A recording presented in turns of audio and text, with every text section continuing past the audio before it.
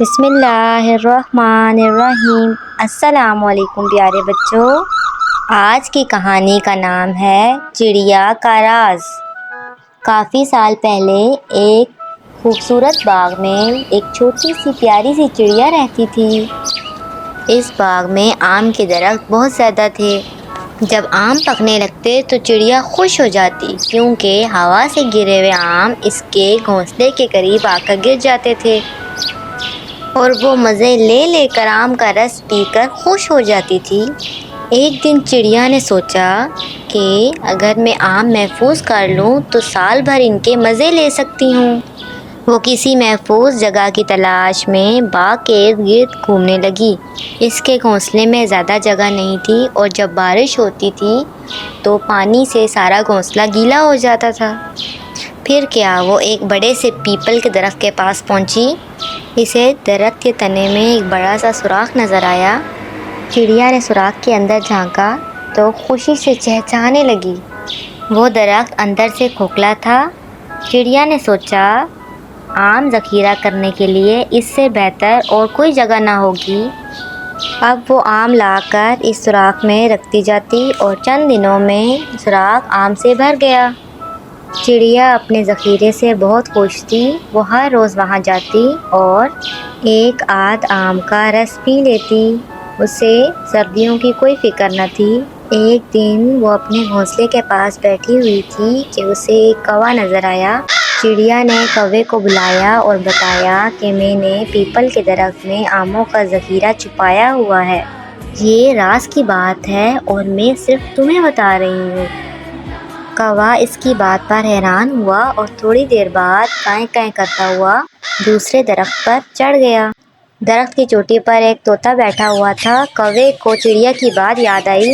اس نے طوطے کو بلا کر کہا، تم میرے پاس آؤ، میں تمہیں ایک راز کی بات بتاتا ہوں۔ طوطا اڑ کر کوے کے قریب آ کر بیٹھ گیا۔ اب کوے نے ساری بات بتائی اور کہا، یہ راز کی بات ہے، میں صرف تمہیں بتا رہا ہوں۔ طوطا یہ بات سن کر بہت حیران ہوا۔ وہ دوبارہ اپنے درخت پر بیٹھ گیا اور اپنی مخصوص آواز میں چہچہانے لگا۔ پھر وہ اڑتا ہوا ایک باغیچے کے اوپر سے گزرا۔ وہاں خرگوش گھاس کھانے میں مصروف تھا۔ طوطا خرگوش کے قریب جا کر بیٹھ گیا اور کہا، میرے پاس ایک راز کی بات ہے، اگر تم سننا چاہو تو ذرا غور سے سنو۔ خرگوش اچھل کر طوطے کے پاس پہنچ گیا۔ طوطے نے رازداری سے خرگوش کو بتایا کہ پیپل کے درخت میں کسی نے آم کا ذخیرہ کیا ہوا ہے۔ یہ راز کی بات ہے، میں صرف تمہیں بتا رہا ہوں۔ خرگوش نے حیرانی سے اپنے بڑے بڑے کان ہلائے اور خاموشی سے گھاس کھانے لگا۔ جب اس کا پیٹ بھر گیا تو یہ اچھلتا کودتا اپنے گھر کی طرف روانہ ہوا۔ راستے میں اسے ایک فاختہ ملی۔ خرگوش نے فاختہ سے کہا، میرے پاس ایک راز کی بات ہے، اگر تم کسی کو نہ بتاؤ تو میں تمہیں بتاؤں گا۔ فاختہ نے ہاں میں گردن ہلائی۔ خرگوش نے کہا، پیپل کے درخت میں کسی نے آم چھپا رکھے ہیں۔ فاختہ کے لیے یہ بہت حیرانی کی بات تھی۔ وہ تھوڑی دیر میں اڑتی ہوئی پیپل کے درخت کے پاس جا پہنچی۔ اس نے ایک چھوٹی سی چڑیا کو دیکھا جو کہ اپنا گھونسلہ بنا رہی تھی۔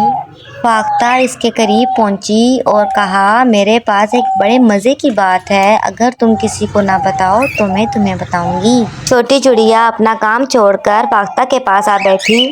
فاختہ نے پیپل کے درخت کی طرف اشارہ کرتے ہوئے کہا، اس کے کھوکھلے تنے میں کسی نے آم چھپا رکھے ہیں۔